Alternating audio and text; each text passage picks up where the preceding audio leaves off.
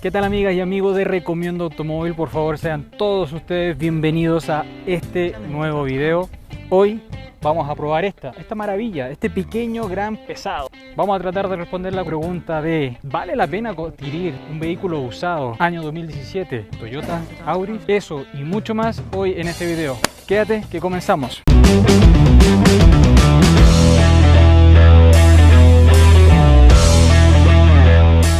Hemos estado probando este vehículo ya casi 24 horas y tiene una gran lista de virtudes, de cosas que positivamente me han sorprendido.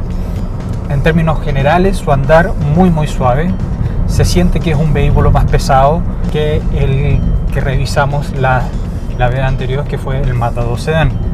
Son alrededor de 300 kilos más y sí se siente muchísimo. Pero ¿en dónde lo sentimos? Vamos ahora justo a pasar por un lomo de toro, como le decimos acá en Chile, y es muy suave. Su suspensión es maravillosamente suave, es literalmente una cuna. Tiene una suspensión delantera MacPherson y atrás de helicoidal con barras de estabilización tanto adelante y atrás, pero muy suave, muy agradable. Está perfecto como para hacer viajes largos. Además incorpora este apoyabrazos acá al centro, lo cual siempre se agradece. Mucho más cómodo su andar, todo. Otra de sus cualidades, su insonorización, muy bien lograda. Quizás hay algunas otras alternativas de la competencia que son más insonoros, bloquean de mucho mejor forma el sonido externo, pero este vehículo está muy bueno, está muy bien logrado, está correcto. Hablando de sus dimensiones, tenemos 4,33 metros de largo, un alto de 1,47 m, una altura libre al suelo de 14,3 centímetros y un ancho total de 1,70 m. Créanme que desde sus inicios ha pasado por una serie de cambios, no solamente estéticos, sino que incluso hasta del nombre. Cuando apenas llegó este modelo, hace muchos años, era la versión Sport Hatchback del Corolla. Sí, se llamaba Corolla Sport. Pasaron algunos años y trajeron este mismo vehículo, pero ahora llamado como Auris. En este caso, esta es la última versión de este vehículo nombrado como Auris. La diferencia con el modelo anterior era en que sus focos eran un poco más abiertos. Estos son un poquito más acotados. Se ve bastante bien. En sus focos encontramos faros halógenos. Eso sí, vienen con un detalle que son faros convexos. Estos faros en aquel entonces se les recomendaban usar las famosas luces xenon, que era una luz blanca que iluminaba bastante más que esta luz amarilla. Era cosa opcional. La verdad que este vehículo se ve muy bien y otorga una buena iluminación de su camino. Además de eso, son complementados con estos neblineros que nunca están de sobra. Y en términos generales, se ve bien el vehículo. A mí me agrada bastante, se ve grande también.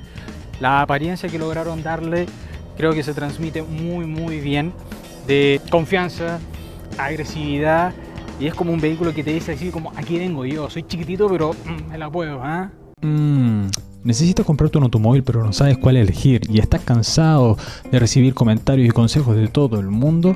No más. Visita www.recomiendoautomóvil.com y nosotros personalmente y de manera exclusiva vamos a realizar todo el trabajo investigativo por ti y te daremos las 3 mejores alternativas de compra que vayan de acuerdo a lo que tú estás buscando en tu futuro automóvil. Revisa el detalle de cada servicio que estamos ofreciendo y elige el que más te convenga.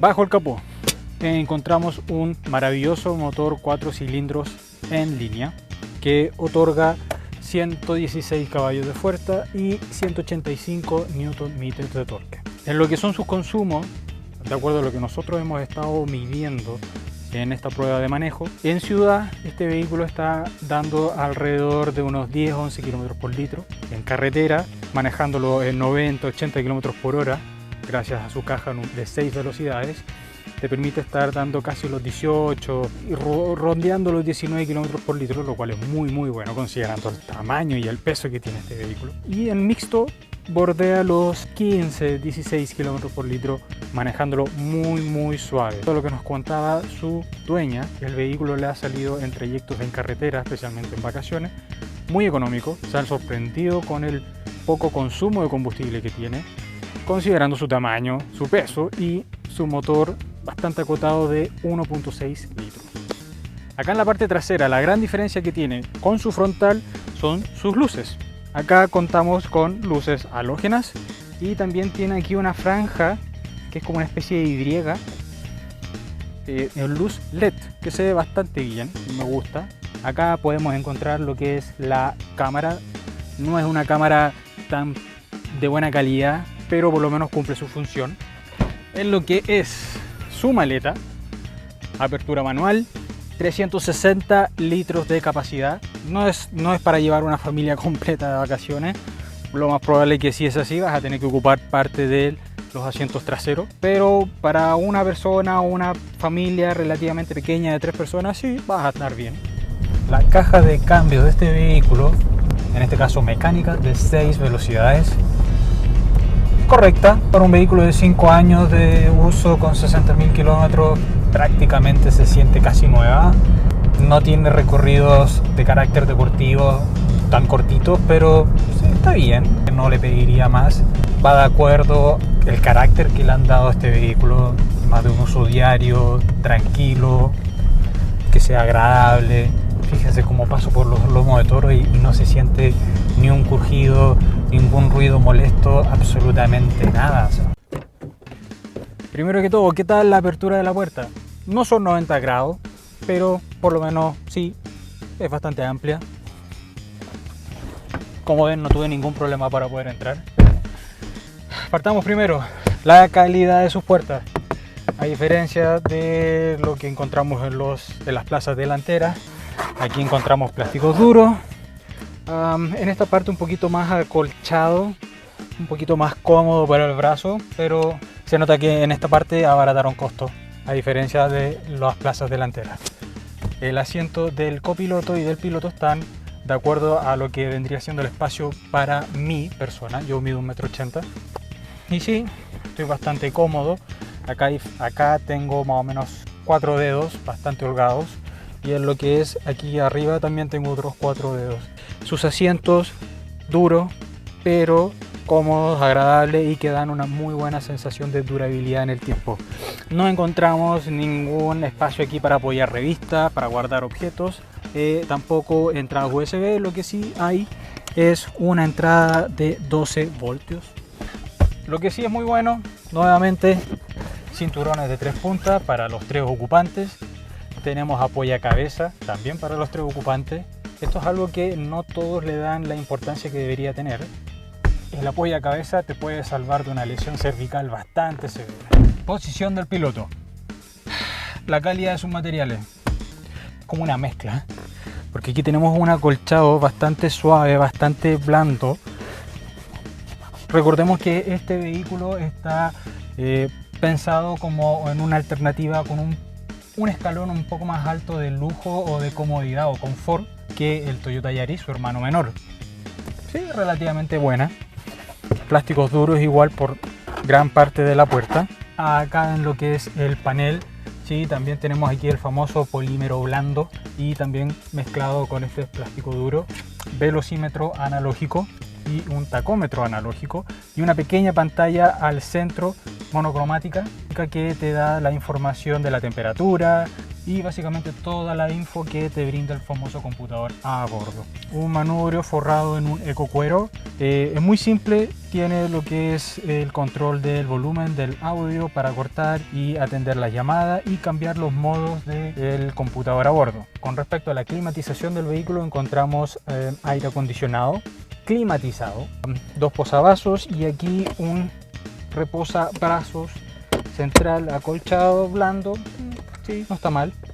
En términos generales es un vehículo bastante simple, bastante sencillo, no es nada llamativo en su interior, un tanto antiguo, pero todos sabemos que Toyota no se caracteriza por ser lo más vanguardista en lo que es su tecnología. Su ventaja competitiva va de mano de la confiabilidad.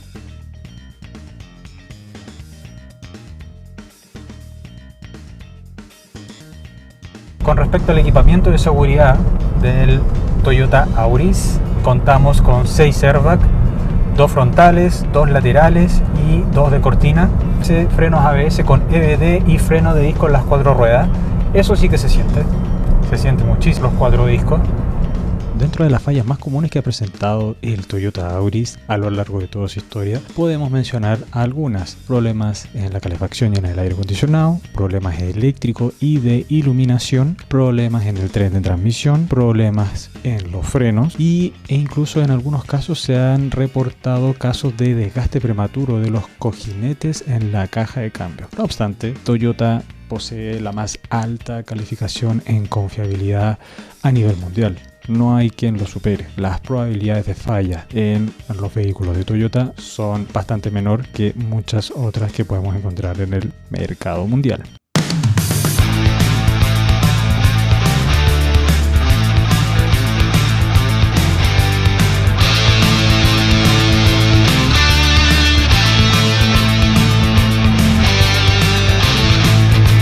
Entonces, ¿cuál es mi veredicto final?